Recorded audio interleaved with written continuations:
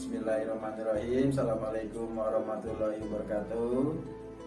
Jumpa lagi dengan Pak Tri. Hari ini kita bahas tentang tanah dan keberlangsungan kehidupan.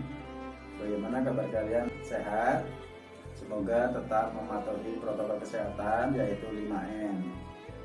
Sebelum dilanjutkan, coba kalian perhatikan video berikut ini.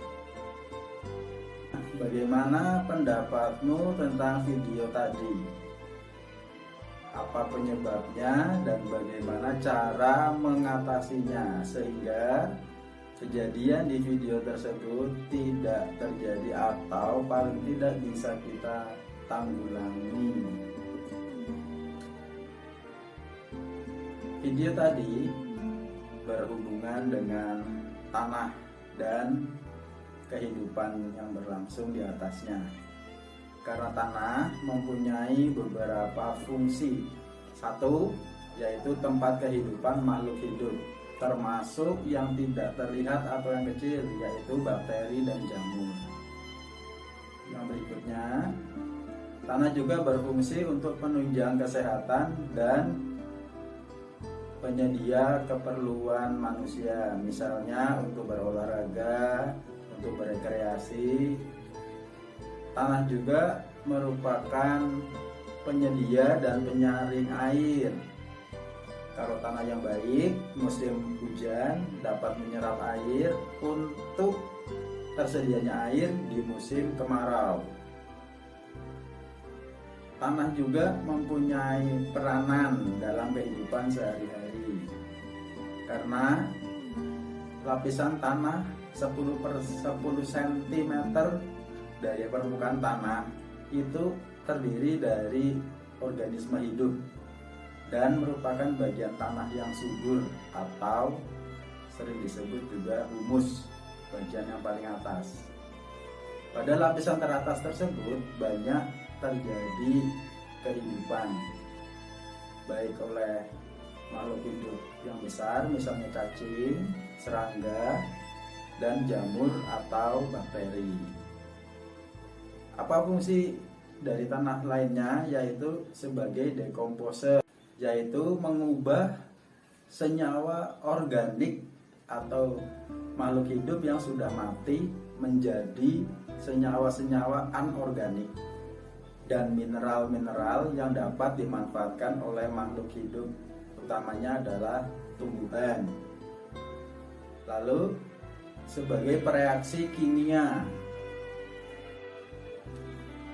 Sifat-sifat tanah ditentukan oleh tekstur tanah.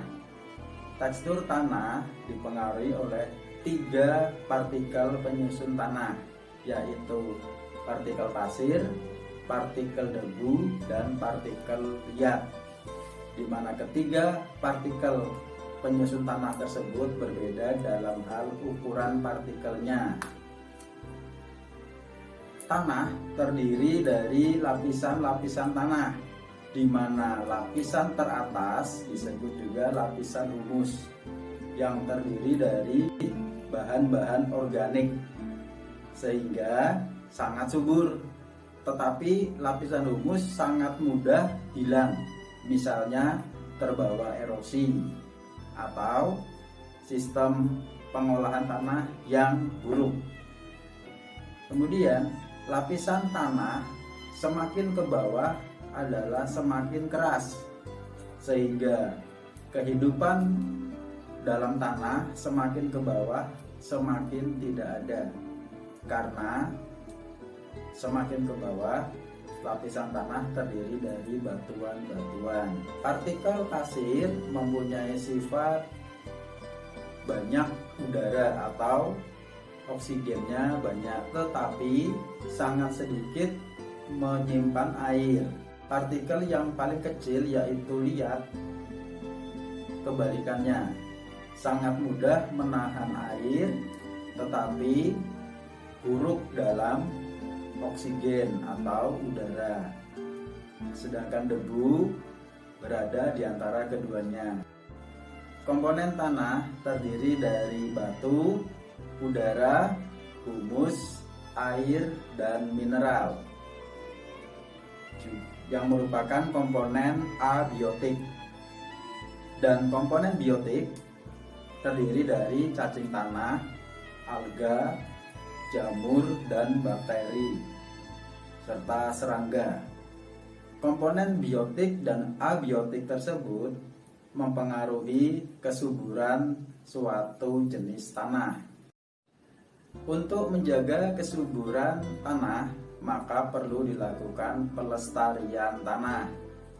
Contohnya dengan melakukan penutupan tanah menggunakan tanaman pelindung yang banyak kita lihat pada perkebunan besar.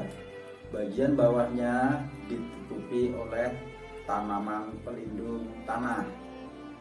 Untuk meningkatkan kualitas tanah dapat dikurangi penggunaan pupuk buatan dan ditingkatkan penggunaan pupuk organik yang berasal dari sisa-sisa tumbuhan, hewan, atau dari kotoran manusia.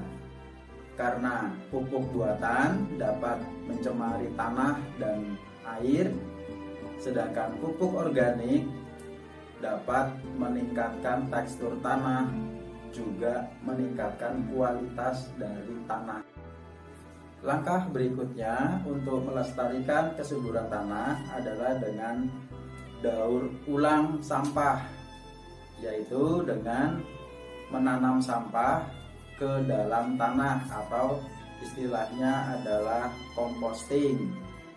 Selain itu, proses atau prinsip dapat digunakan untuk melestarikan kesuburan tanah. Yang pertama adalah reuse atau menggunakan kembali, recycling atau mendaur ulang, dan replant menanam kembali sampah-sampah yang dapat dijadikan kompos sehingga dapat meningkatkan kesuburan tanah. Sekian dahulu pelajaran tanah dan keberlangsungan kehidupan kali ini. Semoga dapat kalian ambil manfaatnya. Tetap menjaga protokol kesehatan. Sehat selalu.